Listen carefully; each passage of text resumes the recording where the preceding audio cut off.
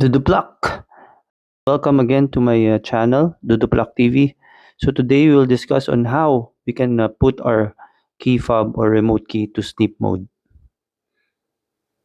Okay, so just press unlock first. Siguraduhin naka-unlock ang inyong sasakyan. Tapos put it dun sa ibabaw ng tires. Then press lock. Yan. So tapos we just have to wait for 5 minutes. So I'll just let the video play on para makita nyo na talagang inantay ko yung 5 minutes. You can just forward this video para makita nyo yung resulta.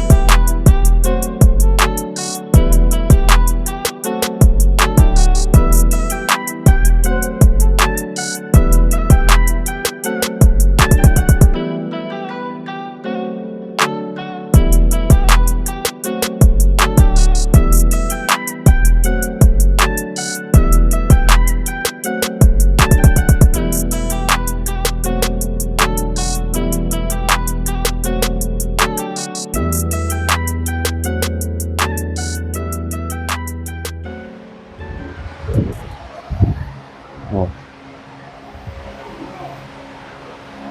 Diba? Gumagana siya. So naka-sleep mode na siya ngayon. Kahit lumapit ako, hindi na siya bumubukas. So again, crucial dapat pag 'di ba na kunyari naka-unlock siya, ilapag muna sa ilalim ng tires bago i-press yung lock. Tapos iwanan ng 5 minutes.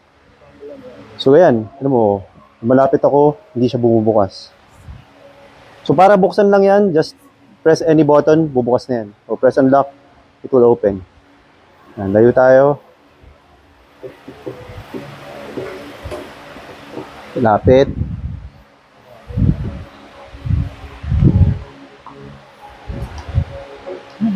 Hindi bumubukas. Okay.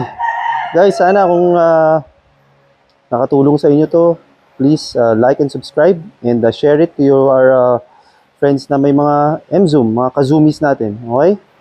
Or any GAC cars. Sobrang helpful to para mag-sleep mode ang inyong remote key. Thank you for watching.